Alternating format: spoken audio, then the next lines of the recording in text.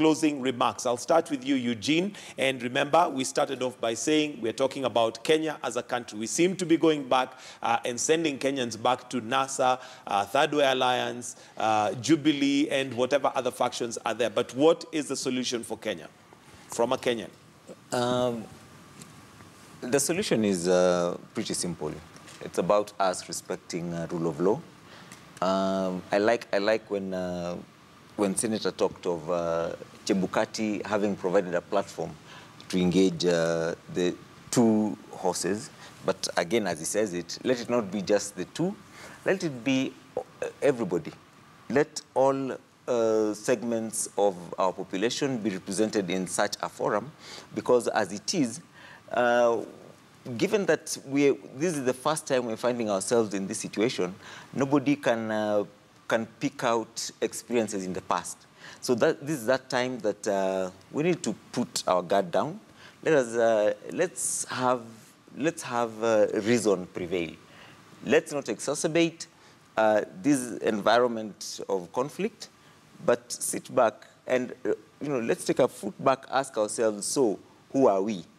You see, today, if Ekuru Aukot is voted in, is elected president, he'll be everybody's president.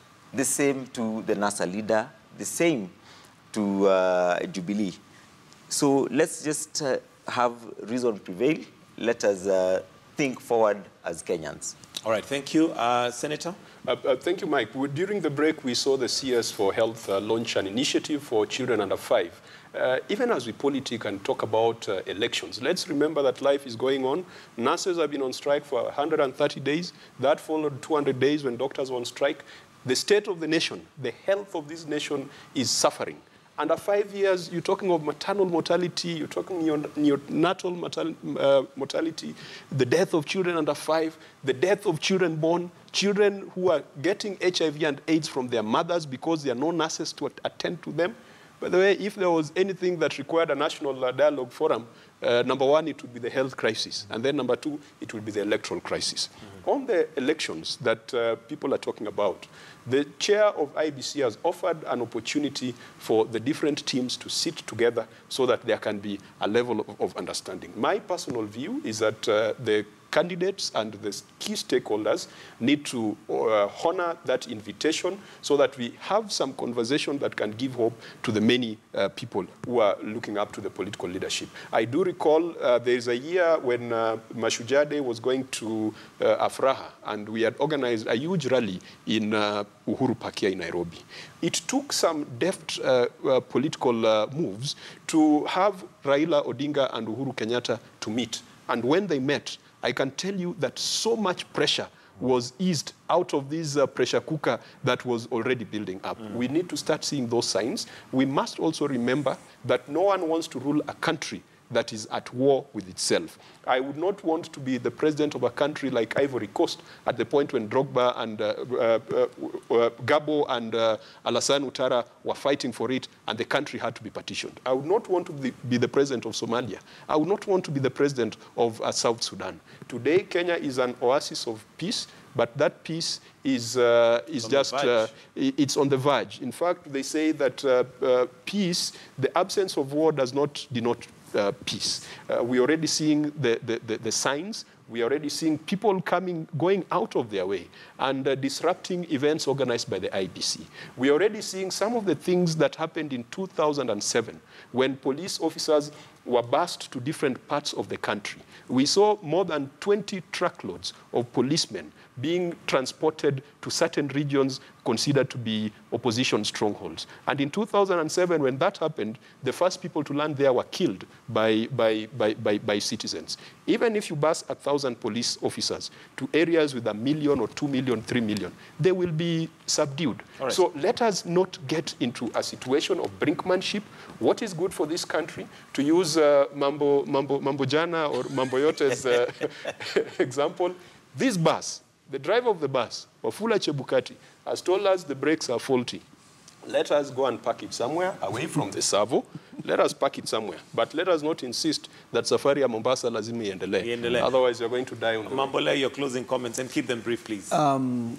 The framers of this constitution, recognizing that Kenya has gone through many milestones. In 2010, created a document in which we started to reevaluate our ways of governance. And we looked at ourselves and said, we don't need to just guarantee life, basic liberty. We need to create something better. We created a section in the Constitution which guarantees socio-economic and cultural rights. I mean, to give meaning to the lives that Kenyans have.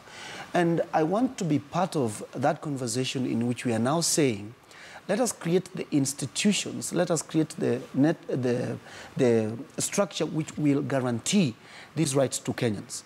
Now, we stand at that position where we might, if we do not check ourselves, slide into a situation of anarchy. And that is extremely important for us to continue considering.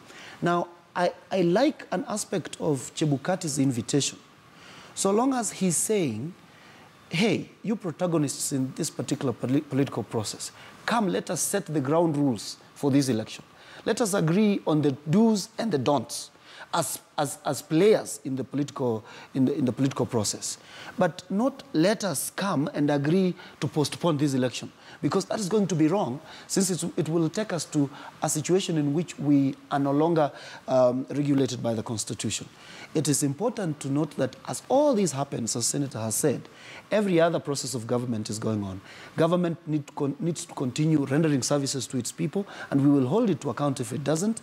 And then at the other end, NASA is supposed to check government because that is the role of NASA as the opposition.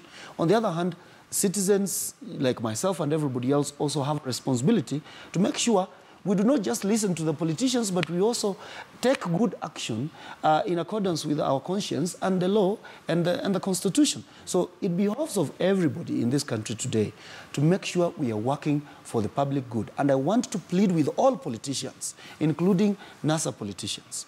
Let us not get to that point where, for instance, our quest for power gets us to a situation in which we say, no, you know, if we don't get power, then we are going to exercise the Samsonian option.